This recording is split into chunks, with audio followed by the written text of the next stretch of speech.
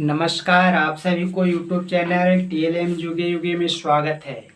आज मैं बताने जा रहा हूँ ये जो माचिस अंग्रेजी में कहते हैं, हिंदी में दिया सलाई कहते हैं, इससे संबंधित इस वीडियो में सारा प्रश्न का उत्तर मिल जाएंगे। सबसे पहले आता है कि माचिस बनता है आग जलाने के लिए।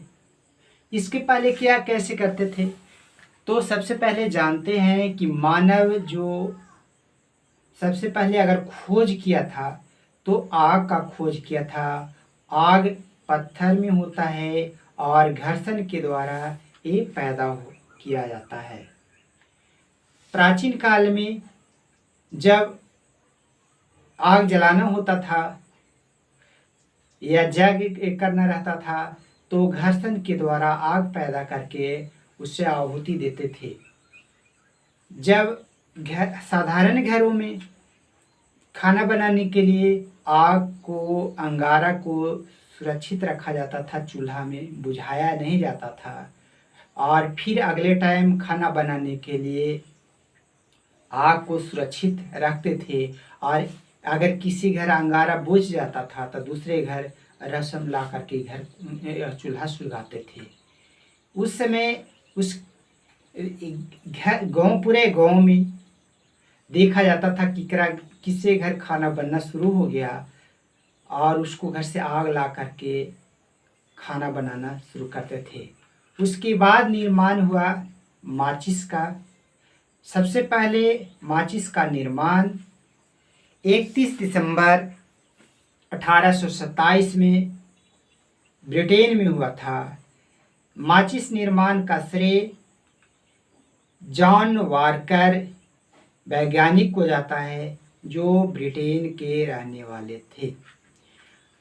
पहले एंटीमनी सल्फाइड का प्रयोग किया जाता था जो काफ़ी धुआं देता था। उसके बाद फास्फोरस का प्रयोग किया जाने लगा, वो 1832 ईस्वी से। भारत में सर्वप्रथम माचिस का निर्माण तमिलनाडु के शिवकाशी शहर है, जहां आतिशबाजी और माचिस का निर्माण के लिए प्रसिद्ध है। आतिशबाजी दुनिया का दूसरा उत्पादक शिवकाशी शहर है, जहां आतिशबाजी का पटाखा का निर्माण किया जाता है। वहीं दिया सलाई का भी प्रयोग निर्माण किया जाता है भारत में ज़्यादातर। यह जहां कई बड़ी बड़ी कंपनियां और छोटे छोटी कंपनियां हैं जिससे माचिस का निर्माण किया जाता है। अब हम बताने जा रहे हैं कि माचिस का निर्माण कैसे होता है। तो माचिस का निर्माण पूरी तरह से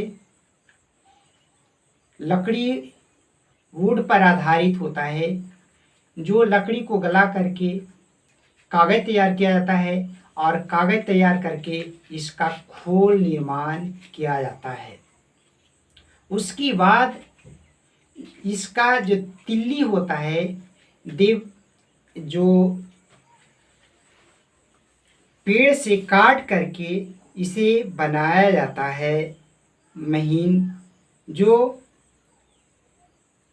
चीड़ का पेड़ का उत्तम माना जाता है, जिसको तिल्ली बनाया जाता है। अब आता है जब खोल तैयार हो गया, तिल्ली तैयार हो गया, तो इसमें खोल पर फास्फोरस चढ़ाया जाता है घर्षण के लिए, तथा तिल्ली पर रेड फास्फोरस लगाया जाता है। पहले क्या होता था, जब रेड फास्फोरस के बगल में ज्वलनशील पदार्थ लगाया जाता था जिससे आग पकड़ लेता था, जो आसानी से पकड़ लेता था। लेकिन अब इसका निर्माण दूसरे तरह से शुरू हो गया है। वह कैसे है, आज हम इस वीडियो में बताने जा रहे हैं। सबसे पहले इसका एक बहुत बड़ा जार में जिलेटिन कैप्सूल और पोटेशियम क्लोराइड को मिलाया जाता है। गोंद की सहायता से इस पर चिपकाया जाता है। जो पोटेशियम रेड फास्फोरस जो है होता है वह इसका चिपकाए हुए रहता है गोंद।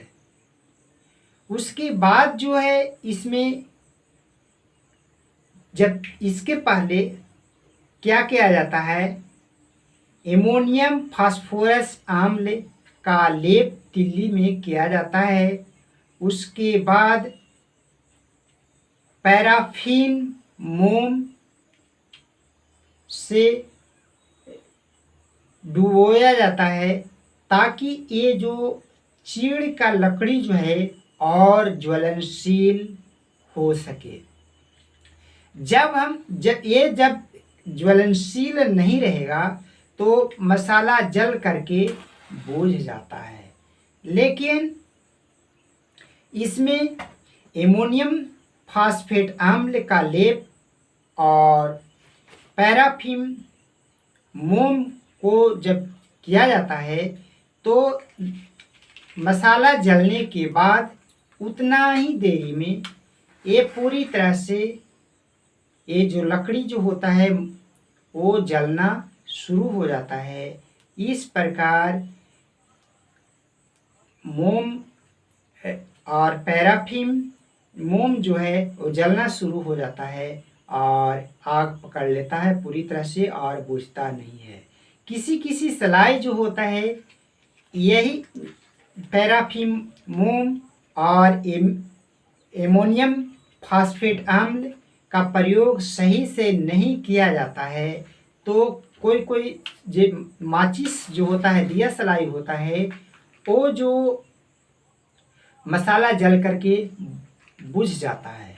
लेकिन जब मसाला फास्फोरस आपको एमोनियम सल्फेट और पैराफिन मोम का लेप जब तिल्ली पर लगा दिया जाता है तो वो पूरी तरह से ज्वलनशील हो जाता है और वो आग बुझता नहीं है।